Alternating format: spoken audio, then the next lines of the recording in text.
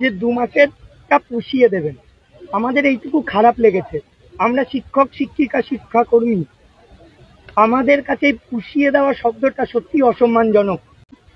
আমাদের দাবি 8 দফা দাবি ছিল, সেই দাবিগুলো আমরা মঞ্চ থেকেই আমাদের কনভেনার তারা বলেছিলেন এবং আমরা মুখ্যমন্ত্রীর কথাটা শুনলাম।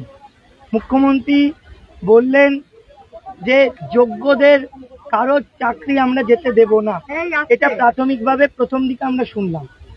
তারপরে উনি বললেন যে যদি একটা অ্যাপ্লিকেশন করার পরেও নেগেটিভ কিছু পাওয়া যায় সুপ্রিম কোর্ট থেকে, তাহলে 2 মাসের জন্য বা 2 মাসের পরে বা যে কমাস সময় দিক আমরা যেভাবে খুশি নিয়োগ করব এবং যোগ্যদের নিয়োগ হবে, সেটা কি পদ্ধতিতে হবে সেটা সুপ্রিম কোর্ট ঠিক করবে। কিন্তু আমরা দেখলাম যে উনি এটুকু বললেন যে মাঝে একটা শব্দ যে এই 2 মাসের যে মানে টাকাটা বা 2 মাসের একটা যে অ্যামাউন্ট সেটা দিয়ে দেবেন, পুষিয়ে দেবেন। আসলে এই শব্দটা উনি ইউজ করেছিলেন যে 2 মাসেরটা পুষিয়ে দেবেন। আমাদের এইটুকু খারাপ লেগেছে। আমরা শিক্ষক শিক্ষিকা শিক্ষাকর্মী, আমাদের কাছে পুষিয়ে দেওয়া শব্দটা সত্যি অসম্মানজনক। যাই হোক, মুখ্যমন্ত্রী এটাও বলেছেন যে যোগ্যদের চাকরি যাবে না, যোগ্যদেরকে যে কোনো মূল্যে উনি বাঁচাবেন, সেটা আইনি লড়াইয়ের মাধ্যমেও। কিন্তু শেষে গিয়ে আমরা দেখলাম মুখ্যমন্ত্রী এটাও বললেন যে যোগ্যদেরটা আমরা এখন দেখছি, অযোগ্যদেরটা পরে ভাববো।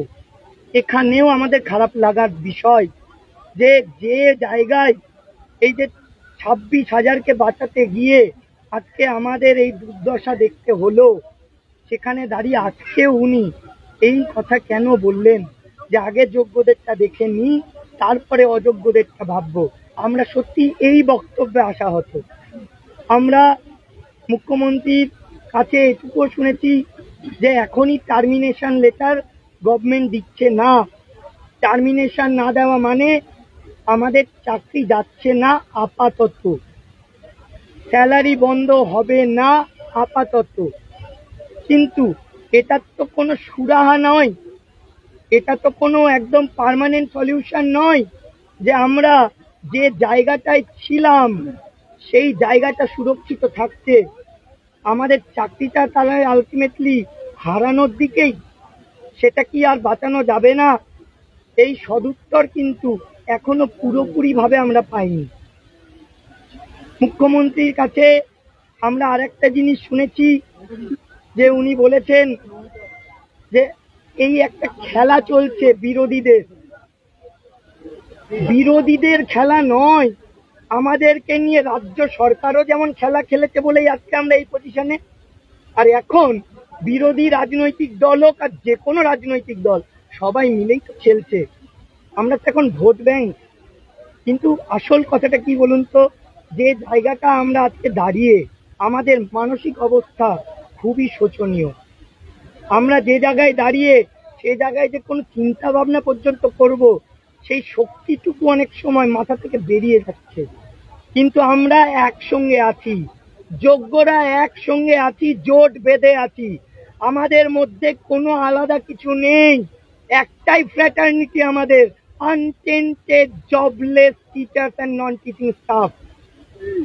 আমরা কিন্তু এখানে কোনো মঞ্চ, সংগঠন, দল, রং, গ্রুপ সি, গ্রুপ ডি, 9, 10, 11, 12 দেখবো না।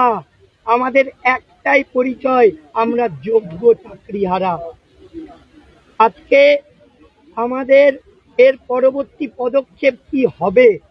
আগে আমাকে যোগ্যদেরটা ঠিক করতে দিন, আগে আমাকে যোগ্যদেরটা ঠিক করতে দিন,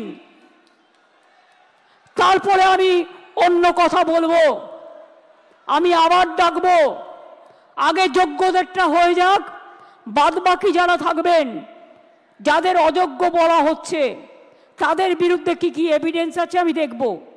সত্যিই যদি এভিডেন্স প্রমাণিত হয় তারা অযোগ্য, তখন আমার কিছু হয়তো করার থাকবে না ওই ডিপার্টমেন্টে, কিন্তু সেটা নিয়ে আমরা আলোচনা করব পরে। আগে ফার্স্ট ফেজ যোগ্যদেরটা রক্ষা করা। সেকেন্ড পেজ, কাকে অযোগ্য বলেছে, কেন বলেছে, কি কারণে বলেছে, কোন এজেন্সি তদন্ত করেছে, কি কি কাগজপত্র আছে, টোটালটা দেখব। তারপরে তাদের নিয়ে আমি আলাদা করে মিটিং করে আমাদের কথা বলবো।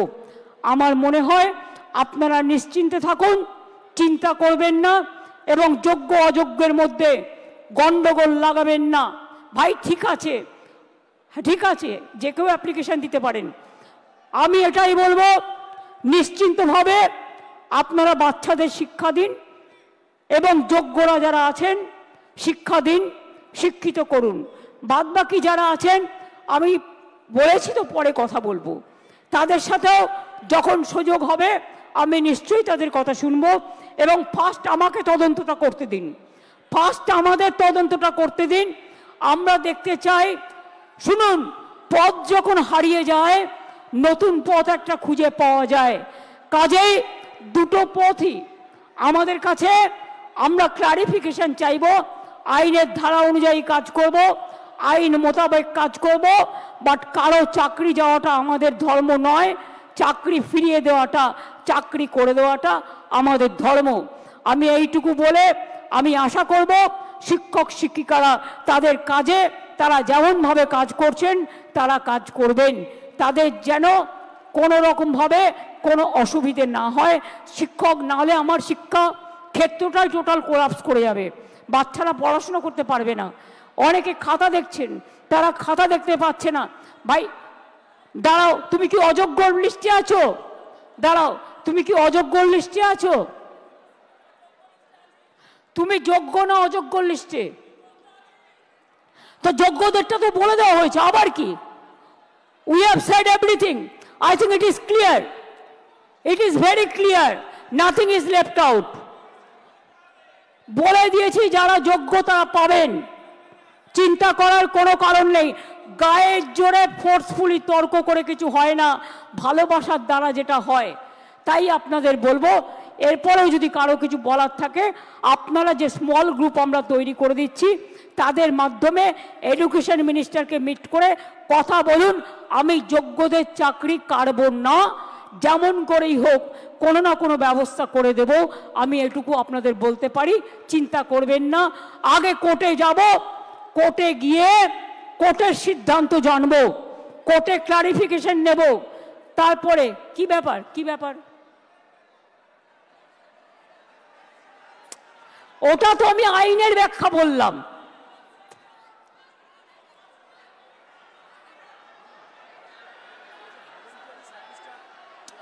আরে ভলেন্টারিলি বলছি না, শুনুন, আমি কোর্টের ভাষা বলছি।